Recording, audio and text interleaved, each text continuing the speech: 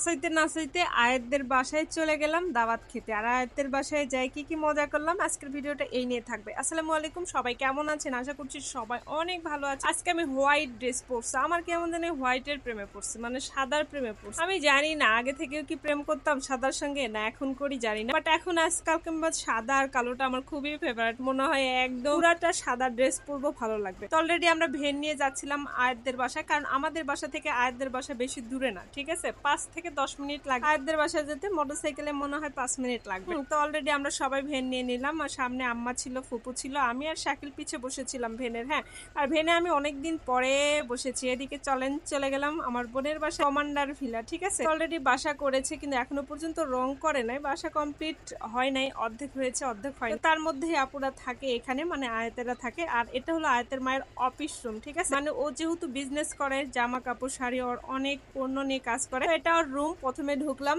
ঢোকার পর এদিকে ড্রয়িং রুমে বসে আছে, যেহেতু আমার বোন ওদের বাসায় থাকে না, আমাদের বাসায় বেশি থাকে, তো ভাইয়া আসলে ওদের বাসা যায়। এদিকে যায় দেখে আয়াত কি পরিমাণ সাজুগুজু করছে, মিমি যাবে, সবাই যাবে, দাওয়াত করছে। তো অলরেডি দেখে ওর সাজ এখনো পর্যন্ত শেষ হয় নাই, সেই পরিমাণ সাজতেছে, ওইটা এইটা মানে সেইটা দিতেই আছে। অলরেডি সাজার পর বসে সেরকম খাওয়া দাওয়া করবো। অলরেডি আমরা চলে গেছি 2টা থেকে 3টা বেজে গেছে, দেরি হয়ে গেছে আমাদের জন্য, খাবারের জন্য ওয়েট করতে করতে। আয়াত শুধু আগেই খেয়ে নিয়েছে, কেউ খায় না। আমি এদিকে বেশি না হাত ধুয়ে নিচ্ছিলাম, কারণ 3টা অলরেডি বেজে গেছে, আমাদের জন্য খাওয়া দাওয়া তারা করেছিল, আর এখন খাওয়া দাওয়া করবো আর বসে পড়বো খাইতে। তো সবাই মিলে খাওয়া দাওয়া, ডাইনিং এ গল্প। এদিকে খালামণি, নানি সবাই চলে এসেছে আমাদের এই বাসা, মানে ওরা গ্রামের বাসা থেকে এসেছে, আর আমরা এখান থেকে চলে গেছি। এদিকে ভাইয়া খাচ্ছিল মাটির প্লেটে, ঠিক আছে? তো মাটির প্লেটে শাকিল আর ভাইয়া নিয়ে খাচ্ছে, আর মাটির প্লেটে খাওয়ার মজাই কিন্তু আলাদা। তো আমার ইচ্ছা আছে মাটির প্লেট একদম এক সেট নিব, তো আপনাদের ভাইয়া বলেছে, ঠিক আছে?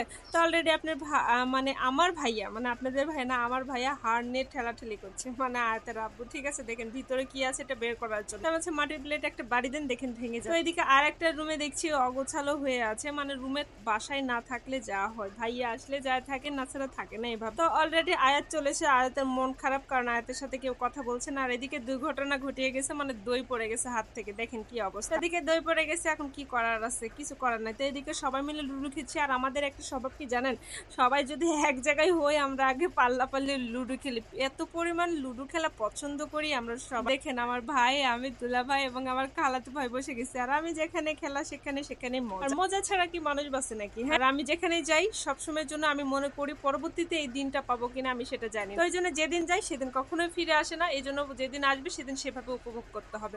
তো আজকের ভিডিওটা এই পর্যন্ত। সবাই ভালো থাকবেন, সুস্থ থাকবেন, আল্লাহ হাফেজ, টাটা, বাই বাই।